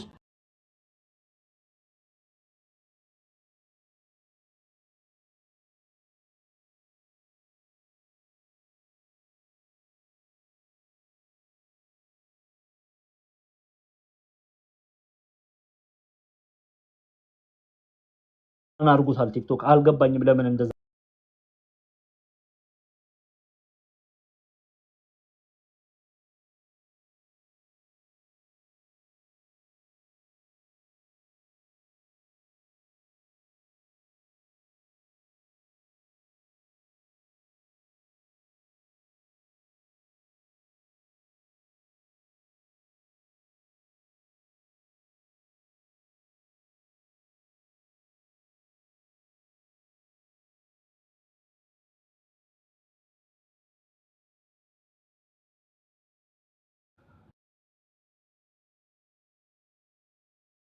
በሉ ቻሌንጅ ነው አሁን ከዚህ በኋላ የምንጀምረው።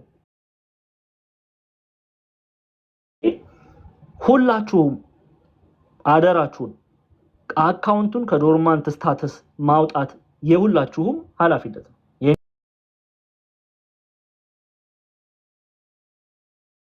ይሄም የእናንተም ቤቱ የኔ ብቻ አይደለም የሁላችንም ነውና፣ ስለዚህ አካውንት ውስጥ ግቡ። ፒን ያደረኩትን ቪዲዮ ኮፒ ሊንክ አድርጉት፣ ሪፖስት አድርጉ፣ ላይክ አድርጉ፣ አካውንቱን ኮፒ ሊንክ አድርጉ። ላይቭ ቤት እየከፈታችሁ የክርስቶስ እስረኛ ተማሪዎች አስደርጉ። ዓርብ ዕለት ስመጣ ተስተካክሎ ነው መገኘት ያለበት። ከዶርማንት ስታተስ ውስጥ መውጣት አለብን። ግልጽ ነው። በጋያዮስ አምላክ ለምኛቸዋለሁ።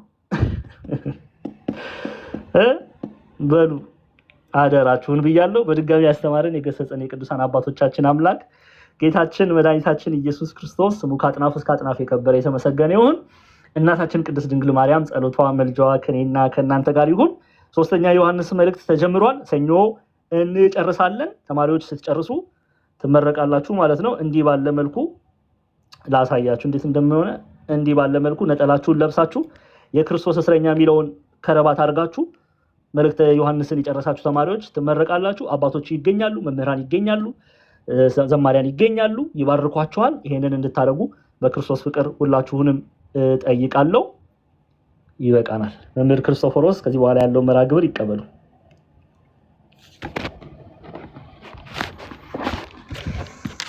እሺ ቃልን ያሰማልን። ላይከ ወንጌል ዲያቆን ዘማኑኤል መንግስታትን ያወርስልን። እግዚአብሔር አምላክ በእድሜ ጸጋ ይጠብቀልን። ይሰማሉ አይደል? አይሰማም? ምን ኮሜንት አዩ? ይሰማሉ፣ በደንብ ይሰማሉ። አዎ ጥሩ። እሺ እና እጅግ በጣም ነው የምናመሰግነው። እግዚአብሔር አምላክ ያክብርልን፣ እድሜና ጤና ይስጥልን። እጅግ በጣም ነው ደስ የሚል ትምህርት ነው እዚህ ቤት የምንማረት ወንድሞቻችን። 353 ሰዎች ታዩኛላችሁ፣ 54 ገባን። አሁን ቁጥራችን እየጨመረ ነው መሄድ ያለበትና አሁን ዲያቆን የተናገሩትን ነገር በደንብ ያዙት። እዚህ የምትሰሙን በተለይም ደግሞ በጣም ትጉህ የሆኑ እኔ በተለይ እህቶቻችን እናንተን አለማመስገን አይቻልም እና በጣም ብርቱ የሆናችሁ እህቶች አላችሁ። አንድ ነገር ልጠቁማችሁ፣ ሜቢ ካሁን በፊት ካልሞከራችሁት ቤታችሁን ስትከፍቱ አንዳችሁ ቤት ላይ አድርጋችሁ ብቻ በሚመቻችሁ ሰዓት ቤቱን ዶርማንት ከሆነበት ስቴት ለማውጣት ወይም ደግሞ ሞቷል በቃ ምንም እንትን የለውምና ቼክ እያደረግነው ነበር ቀደም በውስጥ እሱን ነገር ከእንደዚህ አይነት ሁኔታ ለማውጣት በተቻለ መጠን ዋናው አካውንት ኮፕሊንክ መደረግ አለበት በተደጋጋሚ ማለት ነውና ሼር እያደረግን ኮፕሊንክ እያደረግን እንደዛ ብትሞክሩት መልካም ነው ያስባለሁ። ለምሳሌ እንደምሳሌ ትትናን ብንወስድ እሷ ቤት የሚመቻት ከሆነ ከፍታ ላይቭ ላይ ገስት ላይ ገብታችሁ 50 ሊሆን ይችላል። እንደምሳሌ ነው ትትናን የወሰድኩት። የሚመቻችሁ ቤት እና እናማላችሁ ሌሎቻችሁ ብዙዎቻችሁ አላችሁ የኔው ቤት መርጣችሁ እየገባችሁ እዛው ላይ ላይቭ ላይ በሁለት ስልክ ካላችሁ እያሳያችሁ ከስርም ያሉትን እባካችሁን ተባበሩን እያላችሁ እንደዛ ትንሽ ብትሞክሩ ጥሩ ነው ብዬ አስባለሁ። ከቻላችሁ 2 ቀን 3 ቀን ካልሆነ ግን ቢያንስ አንድ ቀንም ለ1 ሰዓት ሊሆን ይችላል፣ ለ30 ደቂቃ ለ2 ሰዓት ሊሆን ይችላል። እንደቻላችሁ ብቻ ባቅማችሁ ልክ ማለት ነው። እሱን ነገር እንደው ብታደርጉ መልካም ነው ብዬ አስባለሁ። እና ይህ ትምህርት ከተጀመረ በጣም ብዙ ጊዜ ነው የቆየው፣ ግን ምንም ሊወጣ አልቻለም እውነት ለመናገር እና በተቻለ መጠን ይህንን ቤት ከዶርማንት ሲቹዌሽን ይውጣና በደንብ ከዛ በኋላ ቀጣይ የሚጀምረው ዮሐንስ ራዕይ ትምህርት አለ። ይሄም የተጀመረውም ደግሞ ማለቅ አለበት። እሱን ነገር ብታደርጉ መልካም ነው ያስባለሁ። አይ ቲንክ ሁላችሁም የምትጋሩት ነገር ነውና ግሩፕም ካለ ሜቢ አለ እንደ ግሩፕ መምሪ እዛ ላይም መቀሳቀስ ካለባችሁ የቴሌግራም ግሩፕ አለ የድሮ አለ እኔ ጋር ያለው አለ። እኔ ጽፌ መልእክት አስቀምጣለሁ። ሌሎችም እህቶች ከፍተዋልና እንደዛ እንዲያደርጉ እንነግራቸዋለን። በተለይ ይሄ ላይቭ ላይ ሞክሩት። ዝም ብላችሁ 4-5 ሆናችሁ ቢሆን ራሱ ብትሞክሩት ሰው ይመጣል እና በዛው ትዝ ብሎት እዛው ላይ 20 ሊሆን ይችላል የምትሰጡት ግዴታ ማለት ነው። ዝም ብላችሁ የፍቅር የሆነ ማለት ነው 20 ኮፕሊንክ 1 2 3 20 የሚገርማቸውን 20 እንኳን ብናደርግ እዚህ ጋር 300 ምናምን ሰው ቀላል አይደለም። 6000 ኮፕሊንክ ማለት ነው። በጣም ብዙ እንትን አለው እና በዛ መንገድ አካውንቱ እንዲነሳ ቢደረግ መልካም ነው። ከዚህ ውጭ ደግሞ ሌሎች አማራጮች ካሉ ምን ሞክራለን እና ይሄንን ግን በጣም በትኩረት እንዲደረግ ነው። አሁን ቪዲዮም ሲሰሩ አይወጣም እና በጣም ቼክ ብታደርጉት እንደ ድሮ አይደለም። እሱን አደራ እንላለን። እኔ እንዳንድ ወንድምም የተሰማኝን ነገር እንደዛ መናገር ስላለብኝ ነው እና ዋናው ላይ ቪዲዮ ላይ ብቻ ሳይሆን ዋናው ላይ እሱን አድርጉ። ከዛ ውጭ ግን ያው የማስታወቂያ መስራቱም ቀጥሉበት። ታግ አድርጋችሁኝ ያየሁት አለ ምናልባት ወይ ዲዩት አላደረኩም ወይም ሪፖስት አላደረኩ ይሆናል እንጂ ያየሁትም አለ። አሪፍ ነው። ሌሎቻችሁም እንደዛ ብትቀጥሉ መልካም ነው። ያው የምንማርበት ቤት ስለሆነ ነው ይሄ ሁሉ እንጂ ሌላ የተለየ ነገር ምናምን ቤቱ የሚያገኘው ጥቅም ኖሮ አይደለም። ያው ታውቁታላችሁና ግን የምንማርበት ቤት ስለሆነ ተሰባስበን ሌሎችም እንዲጠቀሙ የማይሆን ቤት ያሉ እህት ወንድሞቻችን አሉ የምታውቁት መቼም አንዳንዴ የክርስቶስ ነን እንድናገኝ የምንገኘው ሌላ ቦታ ይሆናል፣ የምንሰራው ስራ ሌላ ይሆናል፣ ቤተክርስቲያን የሚያስነቅፍ ይሆናል እና ይሄ ሁላችንም ግዴታ ነው። አይ ቲንክ እዚህ ያላችሁ ትረዳላችሁ እሱን ነገር እንደምንም ብለን ቤቱን ከስራት የምናስፈታኛ ስለሆነ ነው። እሱን አደራ በደንብ አድርጉ ለማለት ፈልጋለሁ። ከዛ ውጪ እንበርታ፣ እንጠንክር፣ እንማር። እንደዚህ ቃለ እግዚአብሔር ሁሌም አዲስ ነው፣ ሁሌም ትኩስ ነው፣ የሚጠገብ አይደለም። እንደ ቃለ እግዚአብሔር ያለ የነፍስ ምግብ የለም ታውቃላችሁ። የነፍስ ምግቧ ቃለ እግዚአብሔር ነውና ትኩረት አድርገን እንማር፣ እንጠንክር ማለት እፈልጋለሁ። ምናልባት ሌላ የሚሉት ነገር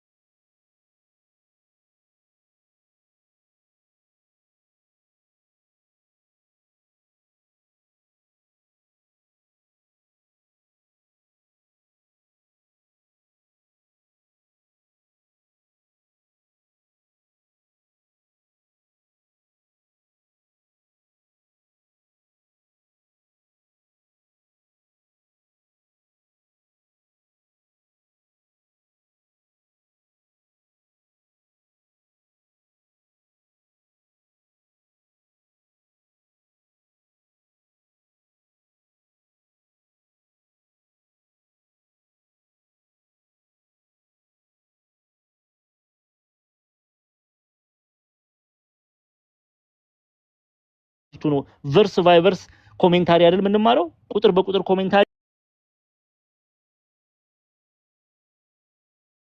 እንጀምራለን። ከዛ በፊት ግን አደራችሁን ይሄንን እንድታረጉ ይሄ ሐዋርያዊ ተልእኮ ነው። ደግሞ በረከት የምታገኙበት እኔ ሳልላችሁ ነው እናንተ ማድረግ ያለባችሁ። ዲያቆን ክርስቶፎሮስ ሳይናገር ነው እናንተ ማድረግ ያለባችሁ። ለምን የምትጠቀሙበት ቤት ነው። እዚህ መታችሁ ቃል እግዚአብሔርን ነው የምትማሩት። ሌላ ምን እናደርጋለን? ለምንም እናደርገው ነገር የለም። ኦኬ ትምህርት ነው የሚሰጠው እዚህ ቤት፣ ሌላ ምንም ነገር የለም። ስለዚህ የምትማሩበት ቤት ስለሆነ አደራ ሪፖስት፣ ፋቨራይት፣ ላይክ አድርጉት፣ ዱዊት አድርጉት። ቤት ከፍታችሁም ጎበዞች እህቶች አላችሁ እና ሀና እነሙ እነሸዋ እነ ቤላ ሌሎቻችሁም ስማችሁንም አላቅም ማቅም ሁላችሁም እየከፈታችሁ ኮፒ ሊንክ አስደርጉ አደራ። ከዶርማንት አካውንት ወተን ወደ ቀድሞ 1000 ሰው ቁጭ ብሎ መማር አለበት። ዮሐንስ ራእይን እስከ መቼ ነው የዮሐንስ ራእይን ከደነን ራስጋችን ላይ የምናስቀምጠው እንዴ? ቅዱስ ዮሐንስ እኮ ራስጋችን ላይ እንድናስቀምጥ አይደለም ያስተማረን እኮ እንድናነብና እንድንለወጥ ነው፣ ክርስቶስን እንድንመስለው። ስለዚህ እስከ መቼ ነው ቆሮንቶስን ዘግተን የምናስቀምጥ? እስከ መቼ ነው ሮሜን ዘግተን የምናስቀምጥ? እስከ መቼ ነው መልእክተ ዮሐንስን ዘግተን የምናስቀምጥ? እንማራለን። አንድ የሚቀረን መጽሐፍ ቅዱስ የለም። የመጽሐፍ ቅዱስ መጽሐፍት ሐዲስን ብሉይን በደንብ አድርገን ነው የምንማረው። እግዚአብሔር ደግሞ ይረዳናል። ኦኬ ከናንተ ግን ምንድነው የሚጠበቀው? ሐዋርያዊ ተልኮ መወጣት። ይሄንን እንድታደርጉ አደራ አጽንኦት ሰጥቼ ነው የምናገረው። ሁለተኛ የምናገረው ያው ከዚህ ጋር የተያያዘ አይደለም፣ ግን በጸሎት እንድታስቡኝ ነው። በቅርቡ እግዚአብሔር አምላክ ቢረዳኝና ቢፈቅድ ሌላ 2 ልጆች ደግሞ እንወልዳለን ማለት ነው። ማለትም መጽሐፍ ማለት ነው። 2 መጽሐፍ ወደ እናንተ ይደርሳል።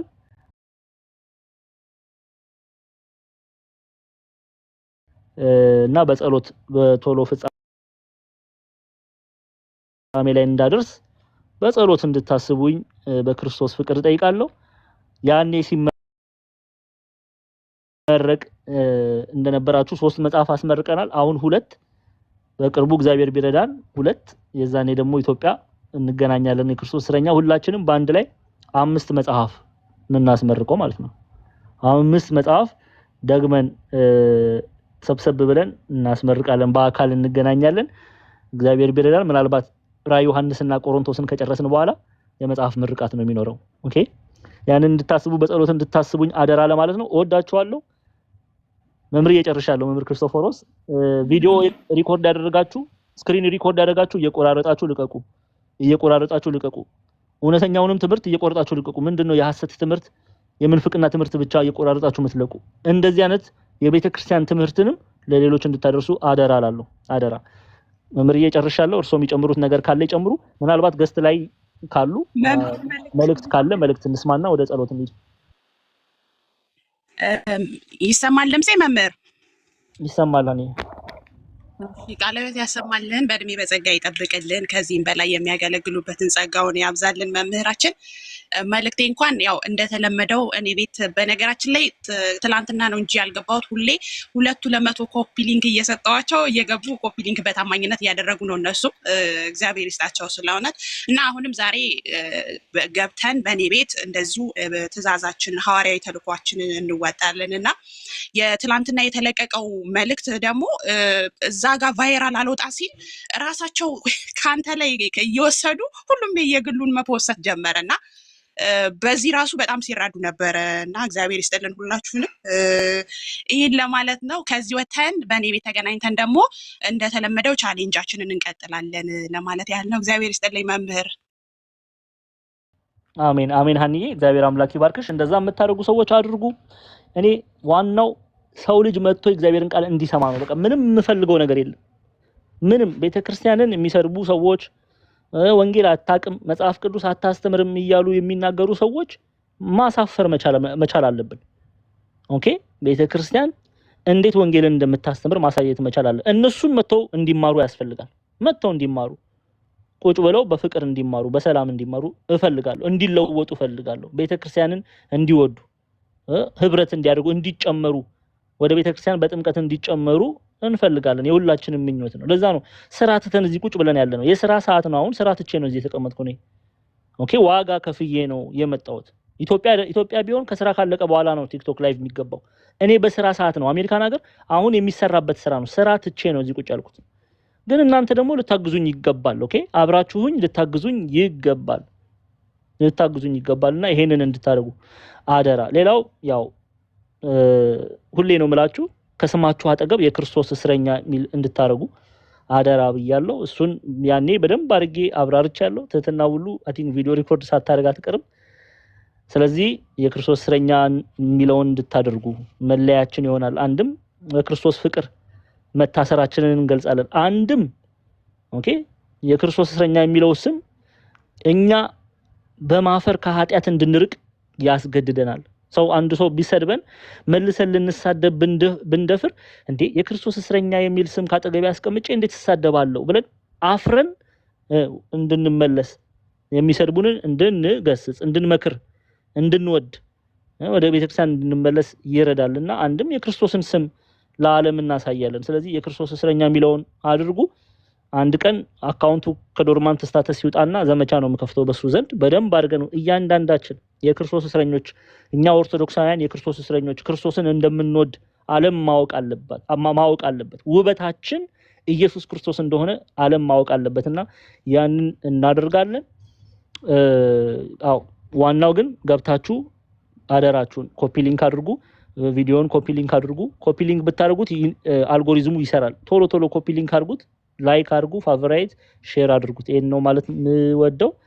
በእኔ በኩል ጨርሻለሁ። በቃ ዲያቆንዬ ጸሎት ያርጉልንና እኔም ድንኳን ልስፋ፣ ወደ ድንኳን ልሂድ። ድንኳን መስፋት አለብኝ። ጥሩ እሺ። አይ በቃ ሀናም ቅድም ያላችሁን ነገር እሱን አድርጉ ከዚህ እንደወጣን ምናምን ብላለች። እሱን ማድረግ ነው ዋናው ትልቁ ጉዳይ። ሰው አየን አላየን አይሰራም። እሺ አገልግሎት ላይ በተለይ ትልቁ አገልግሎት የሚባለው እንደዚህ በድብቅ የምንሰራቸው ነገሮች ናቸው። ጾምም ይሁን ጸሎትም ይሁን ሌላ ልዩ ልዩ አገልግሎቶች አሁን ለምሳሌ እዚህ ጋር ታቦ ኮፕሊንኩ ሸሩ ምኑ ብቻ እንደዛ ደበቅ ብለን ሸሸግ ብለን የምናደርገው ነገር በክርስቶስ ዘንድ ተቀባይነት አለውና ምንም እንኳን ሰው ባያጨበጭብልን ሰው የሆነ ነገር እንትን ባይደልን በተቻለ መጠን የሚያየን አምላክ አለና ለዛ ብለን የምንችለውን ያህል እንሞክር። በእውነት በጣም ትጉ ወንድሞች ስላላችሁ እኔ በጣም ደስ ይለኛል። በዚህ በጣም ቅን የሆናችሁ ወንድሞች አላችሁ። በእርግጠኝነት ይህን ቤት ብዙ እንደ በፊቱ እንዲነሳ ማድረግ ይቻላል፣ ወይም ራን እንዲያደርግ ማድረግ ይቻላል እና አንበርታን ጠንክር። ስለነበረን ጊዜ ሁሉ አባቶቻችን አምላክ ሁሉ እግዚአብሔር ስም ይመስገን። እንግዲህ በጸሎት ዘግተን እንወጣና ነገ ከነገ በስቲያ ደግሞ የምንገናኝ ይሆናል ማለት ነው። እሺ ሁላችንም ለጸሎት እንዘጋጅ። በጌታችን በብርሃናችን በኢየሱስ ክርስቶስ ትምህርተ መስቀል አምሳያ ፊታችንና መላ ሰውነታችንን አንድ ጊዜ እንባርክ። በስመ አብ ወወልድ ወመንፈስ ቅዱስ አሐዱ አምላክ አሜን። የአባቶቻችን አምላክ ቅዱስ እግዚአብሔር ሆይ በመካከላችን ተገኝተህ ስላስተማርከን፣ ስለመከርከን፣ ስለገሰጽከን ስለ ሁሉም ነገር እናመሰግንሃለን። አቤቱ ጌታ ሆይ ቀሪ ጊዜያችንን እንድትባርክልን፣ በሰላም እንዳዋልከን በሰላም ታሳድረን፣ በሰላም እንዳሳደርከን በሰላም እንድታውለን መልካም ፈቃድ ይሁንልን። በተማርነው ትምህርት 30 60 ዓመት ያማረ ፍሬ አፍርተን የመንግስት ወራሾች የስመ ቀዳሾች እንድንሆን በቸርነት እርዳን። ስለ ቅዱሳኑ ሁሉ ብለህ ማረን፣ ይቅር በለን፣ ከመከራ ሥጋ ከመከራ ነፍስ ሰውረን እያልን ክቡር ገናና የሆነ ስምክን እንዲህ በማለት እንጠራሃለን። አባታችን ሆይ በሰማያት የምትኖር ስምህ ይቀደስ፣ መንግስትህ ትምጣ፣ ፈቃድህ በሰማይ እንደሆነች እንዲሁም በምድር ትሁን። የዕለት እንጀራችንን ስጠን ዛሬ፣ በደላችንን ይቅር በለን እኛም የበደሉንን ይቅር እንደምንል፣ አቤቱ ወደ ፈተናም አታግባን ከክፉ ሁሉ አድነን እንጂ መንግስት ያንተ ናትና ኃይል፣ ክብር፣ ምስጋና ለዘላለሙ አሜን። እመቤታችን እናታችን ቅድስት ድንግል ማርያም ሆይ በመልአኩ ቅዱስ ገብርኤል ሰላምታ ሰላም እንልሻለን። በሐሳብሽ ድንግል ነሽ፣ በስጋሽም ድንግል ነሽ። የአሸናፊ እግዚአብሔር እናት ሰላምታ ላንቺ ይገባል። ከሴቶች ሁሉ ተለይተሽ አንቺ የተባረክሽ ነሽ፣ የማኅፀንሽም ፍሬ ቡሩክ ነው። ጸጋን የተመላሽ ቅድስት ሆይ ደስ ይበልሽ፣ ልዑል እግዚአብሔር ከአንቺ ጋር ነውና ከተወደደው ልጅሽ ከጌታችን ከመድኃኒታችን ከኢየሱስ ክርስቶስ ዘንድ ይቅርታና ምሕረትን ለምኝልን ኃጢአታችንን ያስተሰርይልን ዘንድ ለዘላለሙ አሜን። ክብር ምስጋና ይሁን አንድ አምላክ ለሚሆን ለአብ ለወልድ ለመንፈስ ቅዱስ ዛሬም ዘወትርም እስከ ዘላለሙ ድረስ አሜን። እሺ መልካም ጊዜ ይሁንላችሁ። መልካም ጊዜ መምህርዬ። ይበርቱ። እደውልሎታለሁ እንደወረድኩ አባት መምህርዬ። እሺ አሁን እርሶ ወገዝ አለበት ወይ መቅረት አለብኝ ከዚህ ቤት? እሺ እወዶታለሁ በጣም በዚህ አጋጣሚ በጣም ነው የምወደው። ሰላም ቆዩ። እሺ ወንድሞቻችን እኔም እወዶታለሁ። መልካም ጊዜ። እሺ አሜን። ተማሪዎች እንግዲህ ያው ተዘጋጁ። የሚቀጥለው ሳምንት ዓርብ ዕለት የመልእክተ ዮሐንስ ተማሪዎች ትመረቃላችሁ። እዚህ ያው ተዘጋጁ ለማለት ነው። ከዛ ባሻገር ግቡና አሁን እኔ አሁን ስራ መስራት አለብኝ፣ ስራ ድንኳን መስፋት አለብኝ፣ ወደ ስራ መሄድ አለብኝ። ግን እናንተ መጀመሪያ ያልኳችሁን አድርጉት። ውረዱና ቪዲዮውን ሼር አድርጉት፣ ሪፖስት አድርጉት። ከዛ አንድ ቁጥር ጻፉልኝ ቶሎ በሉ እኔ እንደወርድ ስራ እንድሄድ። ቤላ ዊዊል እያለች ነው። ቤላ ያንቺ ማታረጊያለሽ ትንሿ ነኝ። እሺ አንድ ቁጥር ሪፖስት እንድታደርጉት አደራ። አምናችኋለሁ። እኔ ተማሪዎቼን ምን ያህል እንደምወዳችሁ ታውቃላችሁ። ሐዋርያው ቅዱስ ጳውሎስ አክሊሎቼ ይላቸዋል የተሰሎንቄን ምዕመናን ተማሪዎቹን። የኔ አክሊሎች እናንተ ናችሁ፣ እንደምወዳችሁ ታውቃላችሁ። አደራ በቃ ኃላፊነት ሰጥቻችኋለሁ። እነ ቤላ ጥበብ ሩት እኔ ዘግቼ ልሂድ፣ ስራ ልሂድ፣ ትፈጽማላችሁ አይደል? ሸዋ